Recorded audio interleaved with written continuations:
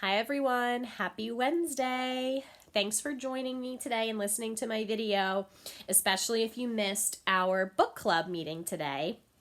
We are going to start reading chapter 3, which is all about our second kind of natural disaster, tsunamis. I have a question and a bonus activity for you to do after we read this part of the chapter. So here we go. First, I want to show you, here is a picture of a tsunami wave and a village here that is showing you what has happened here when a tsunami can hit. All right, here we go. Tsunami means harbor wave in Japanese. Some people call tsunamis tidal waves, but tides do not create waves. Most waves come from wind moving over water. Tsunami waves come from deep down in the ocean. They are usually caused by underwater earthquakes or landslides or volcanoes near or under the sea. And over here we have our sidebar that gives us extra information. It says meteorites and asteroids landing in the ocean can create tsunamis too. So let's take a minute to talk about what we just read on this page. First, it says tsunamis are called tidal waves, although tides do not create waves. If you don't know what tides are, well, you might have heard of high tide and low tide. What that means is throughout the day, the water raises and then it goes back down. This is caused actually by the moon's gravitational pull on our Earth and on the water. We know gravity is what keeps us staying on the ground. In space, there is no gravity, and that's why the astronauts can jump and kind of float in the air in space. Gravity keeps us on the ground. But what happens is the moon also has a gravitational pull on the water, and that's what makes the water rise and then go down throughout the day, which is really interesting. If you are a fisherman, a lot of fishermen need to know the information of tides because they don't want to fish when it's low tide because the water is very shallow. It's not deep. They want it high tide. And then let's talk about, so most regular waves are just caused by the wind going over the ocean. However, tsunami waves are caused by a few things. We know earthquakes, also volcanoes that happened underwater, and volcanoes that happen near the water, and landslides. And then also meteorites and asteroids. So there's asteroids and meteors in space. Asteroids are large rocks in space. Meteors are smaller ones. But what happens is sometimes those meteors or asteroids can get through our atmosphere and they could hit our ocean, which would cause a huge tsunami. There are some people that say there was an asteroid that crashed into Earth that made all the dinosaurs extinct.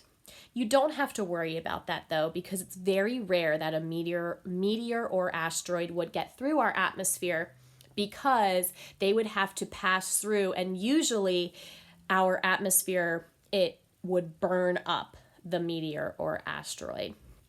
So it would have to be very, very large and strong to get through our atmosphere. So you don't have to worry about that. All right, let's continue. Events like these change the ocean floor. They force a huge amount of water up to the surface. Waves begin to spread out in all directions. They travel very quickly, some as fast as 500 miles per hour or more. In fact, if Alaska were hit by an earthquake, a tsunami would reach Tokyo faster than a jet plane. So here our sidebar says a normal wave travels about 56 miles per hour. A tsunami wave can travel over 500 miles per hour. And Shayna asked a really great question. If a race car can travel that fast, No.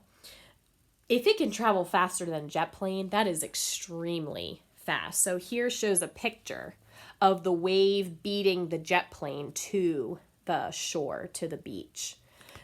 And then Annie saying, it's faster than a jet plane.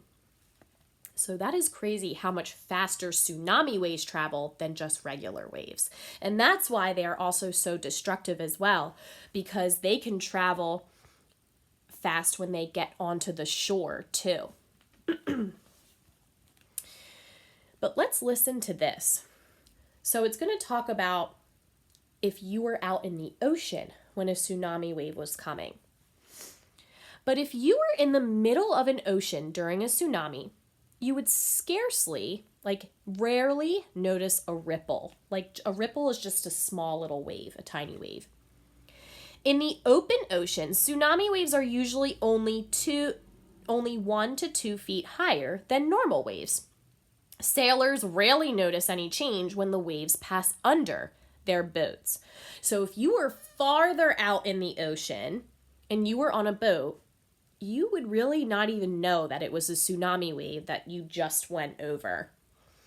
And there's some people too that have gone scuba diving. So that's when you go under the water. You're also safe there too, because you would not notice really that there was a wave going over you that was a tsunami wave, especially if you were farther out as well. I'm not sure if it was the 2004 tsunami that Tilly was in, but I know there's people that have been scuba diving out in the ocean when there was a tsunami that hit the shore. And obviously they survived because they were underwater. But that's really interesting. So people that are out in the boats farther out in the ocean are safe. Now, Genesis asked a really great question about, are you always safe on a boat when there's a tsunami wave coming? Well, only when you're farther out in the ocean. If you're closer to the beach like this, you'll notice that a lot of things get sucked and toppled over by the wave. So if you were on a boat closer to shore, you probably wouldn't be safe. You'd have to be farther out. Our next subheading, tsunamis hit the shore. Let's read about that. When tsunami waves reach land, scientists say the waves begin to feel the ocean bottom. The waves start to slow down. But as they slow down, they grow in height. It's just like a traffic jam. When cars are bumper to bumper, if a speeding car plows into them, a huge chain of crashes occurs. So if a car crashes into them, then that car crashes into this car, then this car crashes into that car. The waves begin to bunch up together. A 2-foot wave can become a 200-foot wave. That's as tall as a 10-story building. Oh my goodness. And our sidebar here that Jack is saying, there may be as many as 10 waves in a series. The waves follow anywhere from 10 to 90 minutes apart.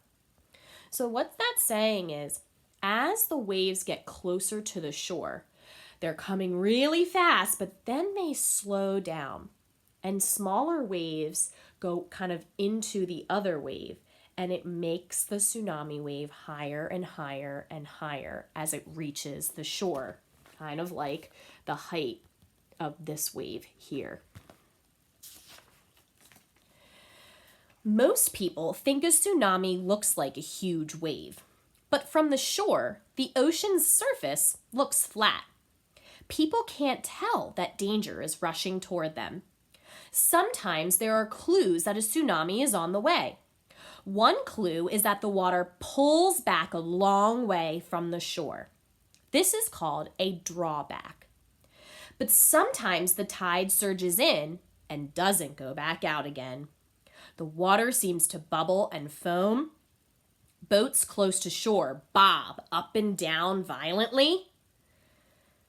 Tilly Smith saw some of these things and knew trouble was on the way. So if you remember from chapter 1, those are some of the things that Tilly noticed, and that's why she knew a tsunami was coming. our last two sidebars here, Annie's saying the height of a tsunami wave compared to the normal sea level is called the run-up. And then Jack said, good job, Tilly, you paid attention in class. Because remember, that's what she remembered. The teacher was teaching them about tsunamis, and that's how she was able to save so many people's lives and know a tsunami wave was coming. So we're going to stop there. So those first 2 pages were definitely interesting, telling us about the warning signs of a tsunami and what happens when a tsunami gets closer to shore.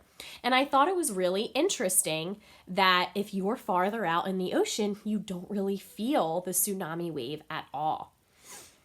So let's look at, we change our objective to what are tsunamis, because that is what our chapter is about. Our question is, what is something we read that surprised you, and why did it surprise you? Now, this doesn't have to be about what we read in chapter 3. It can also take you back to what we read in chapter 2 about earthquakes, or even chapter 1. So something that we read that surprised me was, so when Miss Canner or Miss B was reading, when we were reading, did you think to yourself, whoa, I didn't know that, or wow. So what part that we read surprised you?